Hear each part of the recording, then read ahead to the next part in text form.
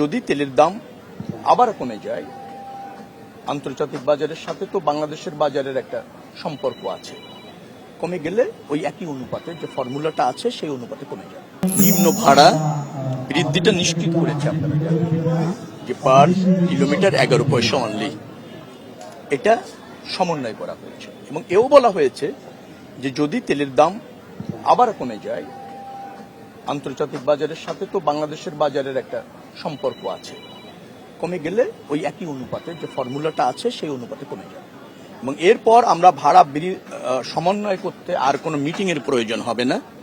তেলের দাম বাড়লে কমলে যে প্রক্রিয়াটা ভাড়া নির্ধারিত হয় বা বিবেচনায় নেওয়া হয় সেটা প্রতিষ্ঠিত একটা প্রক্রিয়া, ওই অনুপাতে সমন্বয় করা হবে।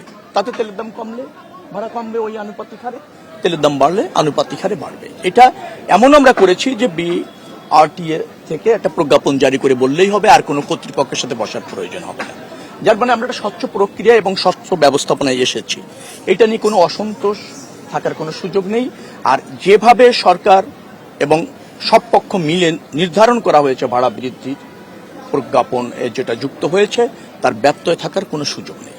মাননীয় মন্ত্রী, আপনি বলেছেন যে ডিজেল চালিত বাসগুলো, আমরা জানি যে অনেকগুলো গ্যাসেও চলে, সেক্ষেত্রে নির্ধারণ করার ক্ষেত্রে আপনাদের কি পদক্ষেপগুলো থাকবে? না, আমাদের গ্যাসের ভাড়া যেহেতু বাড়েনি, অতএব গ্যাস চালিত যানবাহনের ভাড়া বাড়বে না।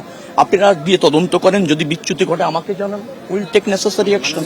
একটা কোম্পানিতে ধরেন অনেকগুলো বাস চলে, সেক্ষেত্রে কিছু বাস হয়তো ডিজেলে চলে, কিছু বাস হয়তো গ্যাসে চলে, সেটা আমরা কিভাবে একটা কোম্পানির আন্ডারে যখন বাসের ভাড়া বাড়বে সেক্ষেত্রে এরকম কোম্পানি একই সাথে চলার ফাংশন করে আমাদের এখানে কম, তবে ওই একই রুটেও যদি থাকে আমাদের সিদ্ধান্ত এরকম যে যেহেতু তেলের দাম বেড়েছে ডিজেলেরটা কিলোমিটার প্রতি অতটুকু তারা ভাড়া বেশি নিতে পারবে, মানে বৃদ্ধিটা অনুমোদিত অথবা সমন্বয়টা অনুমোদিত, আপনি যে ভাষায় বলেন।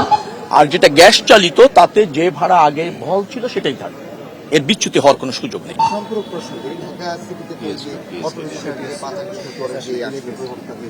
সেটা নিয়ন্ত্রণে বা কোনো কিছু আপনারা নিয়ন্ত্রণ না করা গেলে কোনো নীতিমালার মধ্যে আনার না, এটা হলো অটোরিকশার একটা দৌরাত্ম্য সব জায়গায় আছে, যেটা জনজীবন বিপর্যস্ত করছে। ঢাকা শহরের যানজট, যান চলাচল, মানে যানবাহনের শৃঙ্খলা ব্যাহত হচ্ছে, যার ফলে আমরা সিদ্ধান্ত নিয়েছি প্রধান প্রধান সড়ক, প্রধান এলাকা পর্যায়ক্রমে অটোরিকশা প্রবেশ নিষেধ করা হবে। তবে এই প্রক্রিয়াটা অনুসরণের জন্য প্রস্তুতি গ্রহণ করা হচ্ছে এবং সব পক্ষের মধ্যে আলোচনা চলছে।